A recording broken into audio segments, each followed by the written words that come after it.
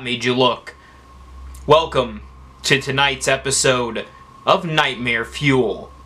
Tonight, we will dive into 5 disturbing things from around this crazy little world of ours, and this strange phenomenon which we only can call the internet. Get comfortable, get creepy, because we're about to dive into the darkness.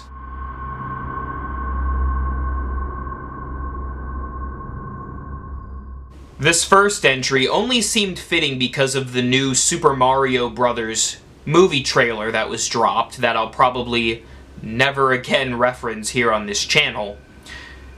But this story takes us back to a good old-fashioned creepypasta, though this one, unlike many, is actually true.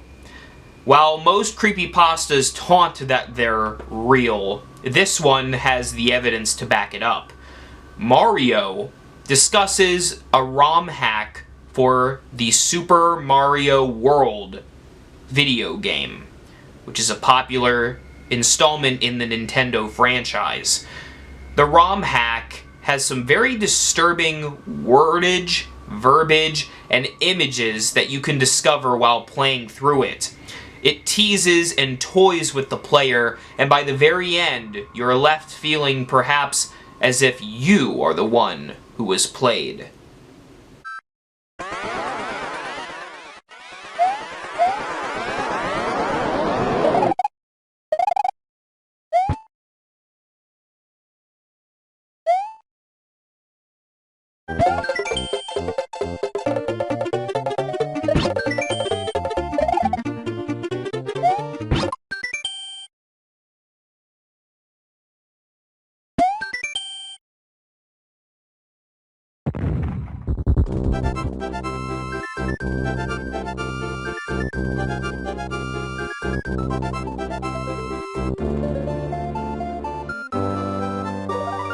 What makes this story, this ROM hack, all the more disturbing is that the basic data for this ROM hack was taken and converted from a TXT file into a JPEG image, and this was what was discovered.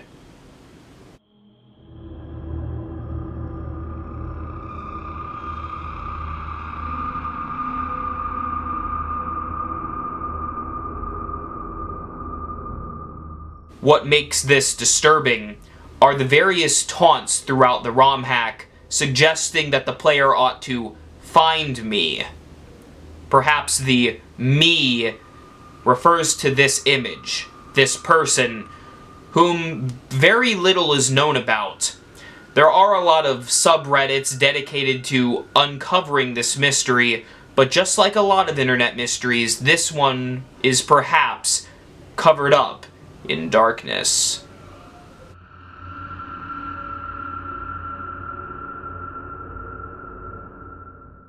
In Seattle, Washington, a very strange video was recorded and published on TikTok, where it received a lot of copious attention.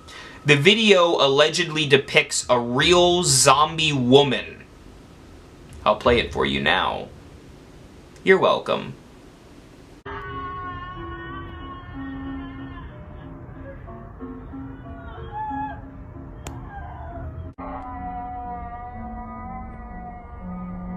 The video was scrutinized both for its authenticity and for its creepiness. Come to find out, the woman depicted in this video is actually a woman by the name of Kimberly. She was doing a protest, apparently regarding the vaccine mandates, and because of this, it led to a kerfuffle of sorts with the local sheriff's office, the police.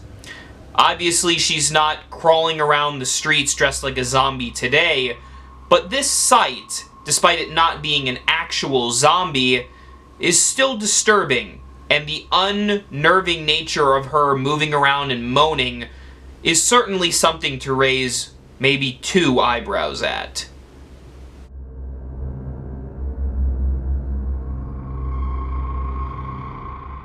Yet another creepypasta on this list, Gregory's room. is a very crude animation of an allegedly forgotten pilot episode of a Nickelodeon, rather Nick Jr., series that never saw the light of day. Similar to Happy Appy and other lost episode medias of its sort, Gregory's Room shows a disturbing look into children's media. However, unlike Happy Appy and many other predecessors like Squidward's you-know-what, Gregory's Room has, in fact, a video to go along with it.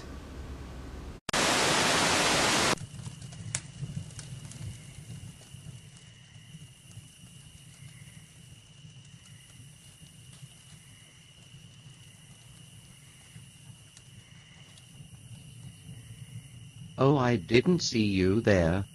Hello, I'm Gregory, and this is my room. We're going to have so much fun together, just the two of us. But no matter what we do, it will just be the two of us, alone in this room. Just me and you, no parents, no police, no one can hear you. Embrace me. I need love. This one, like I Feel Fantastic and Obey the Walrus, blurs the line on what's supposed to be creepy and funny. The animation is certainly odd and off, to say the least, but some aspects of it, such as the mouth animation itself and the way that it's superimposed on the cartoon, adds a level of humor that maybe was not anticipated. Clearly, this seems like something that was made on the internet as nothing more than a creepypasta video gag, but if this was actually a Nickelodeon show, they could have done a lot better.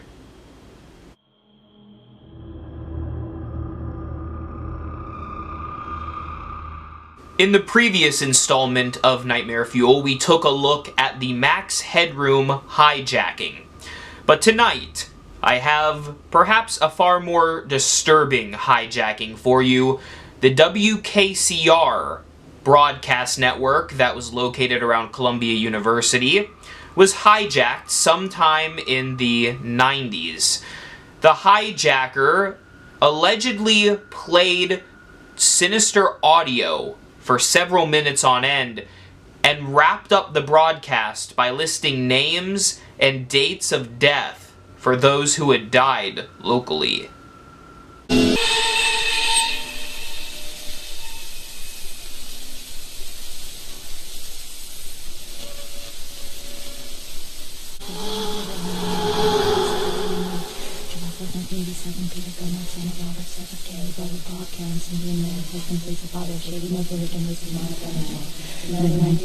John Vernon, son of John Senior Maryland, brother of Captain Chris, that the Columbia Senior December 21st, 1988, Barry Valentino, son of Barry Senior Jean, brother of Scott, Mark, and Lisa Ann's friend, my friend.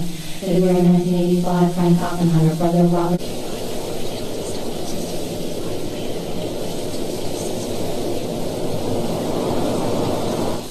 You're tuned to WKCR FM New York, 89.9 on your dial. This broadcast, referred to as the death tape, is still mysterious to this day, as no one quite knows why or how it happened. Some theorize that perhaps it was a psychic who went on live air, or some may just think this is someone pulling a harmless joke. Regardless of your views, the audio itself makes your skin crawl, and I can't help but wonder if I were a traveler in the mid-90s and heard this audio while traveling late at night.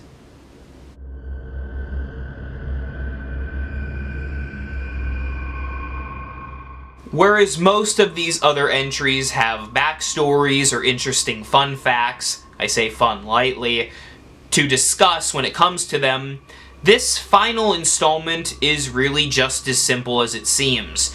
The Mr. Ed spoof, as it's dubbed, was a YouTube video that was uploaded back in YouTube's glory days of the late 2000s. The video, which is, I can only assume, named after the popular show of the 1960s, Mr. Ed, which involved a horse as one of the starring characters depicts a person, presumably a man, dressed in a horse suit, neighing for a total of about 10 or so seconds. Hi, I'm Mr. Ed. Nay! Nay! And how are you today? Hey? Hey, hey, hey! There is so little known about this video, and I think that's what makes it truly creepy. The unknown. Why is this person dressed like a horse? Is this some kind of a sexual fetish, or something a bit darker?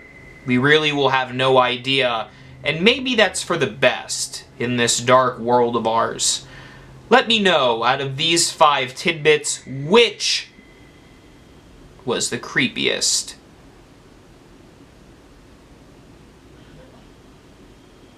Which was the creepiest? Thank you for watching Nightmare Fuel, and remember, for all things Halloween, this is Hauntformer.